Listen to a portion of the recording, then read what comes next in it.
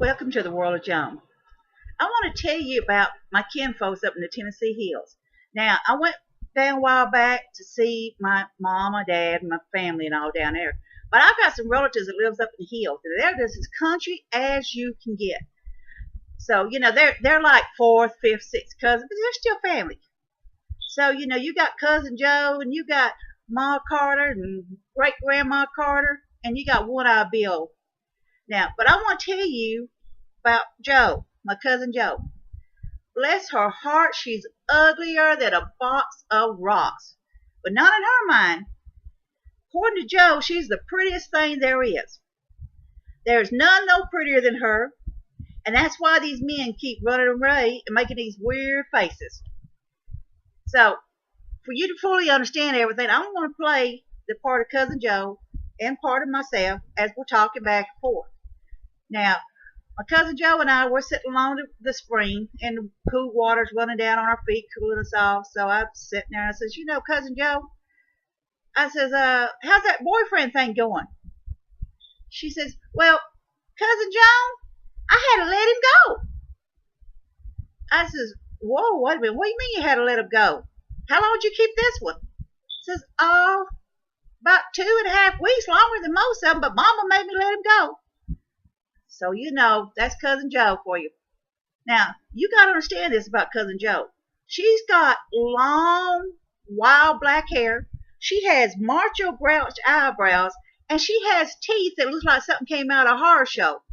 And all she ever wears is overalls. Now, she wears all kinds of colors, shades. She would take whatever material she can make her overalls. And she wears work boots. She has a pair of work boots for work. She has a pair of work boots she hangs around the house with. And she has a Sunday pair of work boots. And she makes her own hats.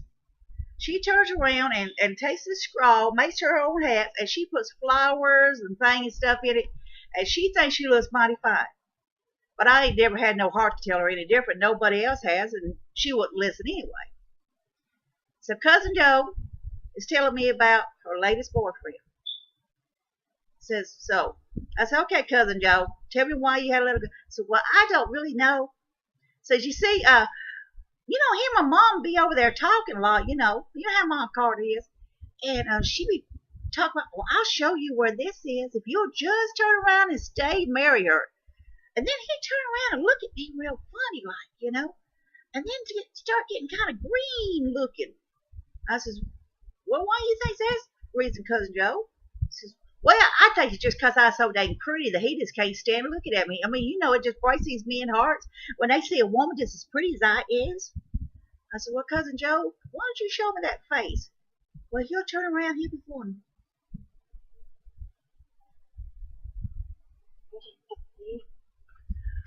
That's because I'm so pretty. What can I say? I just make them so sick at their stomach they just can't stand the looks of it. I am the prettiest thing there ever is and ever was and ever going to be.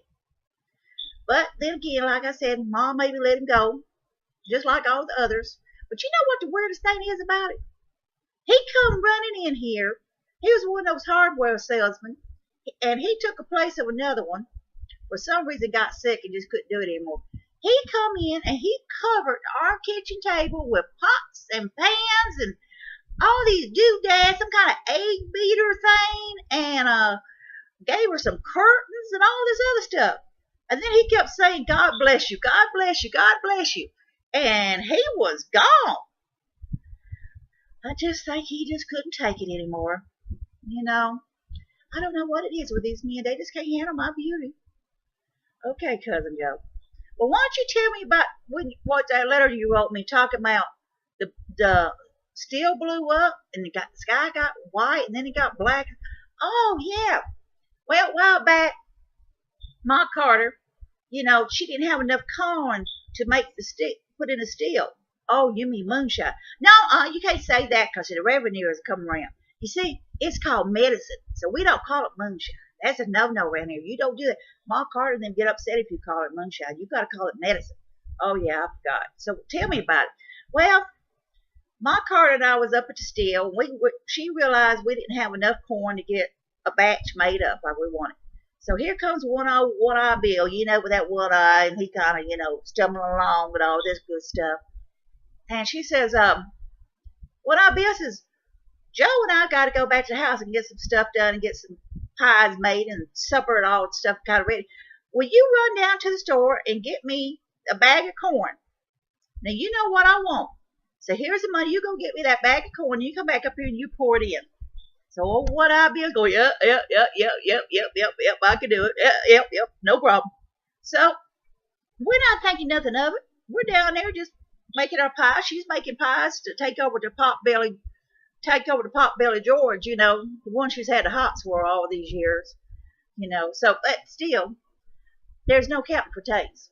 So all at once we heard something go, boom! And we looked outside, and there was white stuff shooting up in the air all over the place. We didn't know what it was. So we go running up that hillside, getting up there, and our still had popcorn shooting out of it, just full blast all over the place.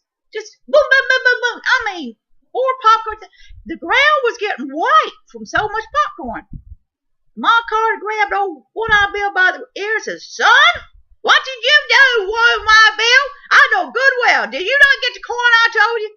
He goes, well, yeah, Ma Carter. You said get a bag of popcorn. She's going, oh, Lordy, praise be. I said a bag of corn for the still, not a bag of popcorn to pour in it. So we're just like going, oh, my goodness, what are we going to do? I mean, you could hear that everywhere. So all at once, the sky started getting dark. We was like, oh, my goodness, God is coming down on us with thunder and darkness, and we are going to be punished for our sins. And Ma Carter says, boy, if anybody goes first, it's you, One-Eye Bill, because you're the one that's got God upset right now. So all at once, we got looking up a little bit more, and it was crows. Gobs of them flying around, and they're snipping at that popcorn. They're down there eating the popcorn. I mean, you couldn't even move hardly for them because they were just that thick. They must have came for miles and miles around, feeding on that popcorn.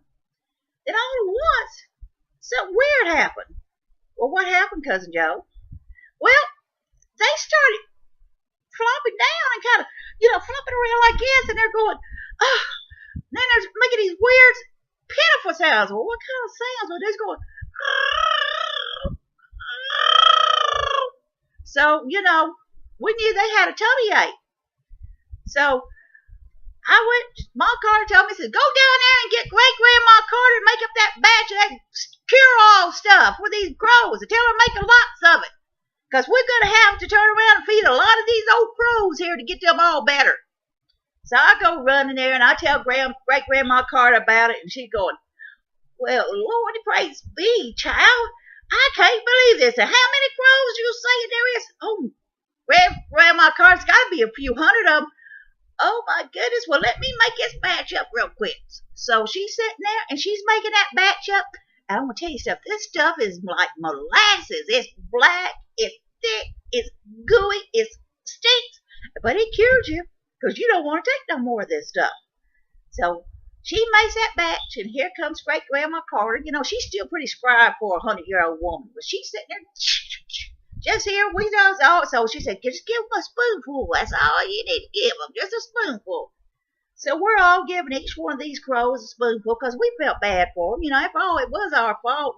One-Eye Bill did the stupid thing, got popcorn instead. So we felt like we should take care of them. So we all gave them all each a spoonful. Then all at once, these crows jumped up and they were going looking in there, go, call, call. I mean, they were going to go, call. And they looked at all of us, and they just went flying away, flying away. Well, my goodness, Cousin Joe. Well, what happened after that? Says, well, we cleaned up all the mess, but you know what the weirdest, darndest thing is? We always had problems, but us and the neighbors around us, about crows and stuff eating our crops. Well, we ain't seen a near hair of a crow in months within a 5-mile radius. We're growing some of the most prettiest crops there is. Lordy, praise be. I just assuming that the crows just were so thankful that They just didn't want to bother us no more. Well, Cousin Joe, you ever think that cure-all stuff might have just cured them all right and scared them to keep away from all that? Well, I kind of, well, you might be just right. My gosh, I went running over the hills a few times too when great grandma Carter gave me some of that old nasty stuff, and I pooped for 2 weeks straight. Lordy, if there was anything stuck up inside me, great grandma Carter cleaned me out with that nasty goopy goop. It stunk. It stunk worse than old grandpappy Carter passing farts. And you know how bad his farts was. He could make a plant die. Well, Cousin Joe, sound like you've had an interesting time. I'm going to tell you what. I'm going to have to get on back. I've enjoyed the visit. And now next time you get your fellow, try to hold on to him a little bit longer. And tell all the kinfolks that I said hi. And I'll come back and see you again as soon as I can. So, well, that's how it is up there in the hills. They got their own little rules and their own little ways. And I love all of them. They're good down-to-earth country folks. Like I say, Joe's uglier than a box of rocks. And Ma Carter, since Pa Carter died about 20 years ago, she's had the hots heavy for this pot-belly Joe. He's like 300 pounds. His belly hangs out from beneath his shirt. He loves to eat. And she's been chasing after him and feeding him for years, trying to get him to give her a time of day. But he just don't pay a bit of attention. But he loves her food.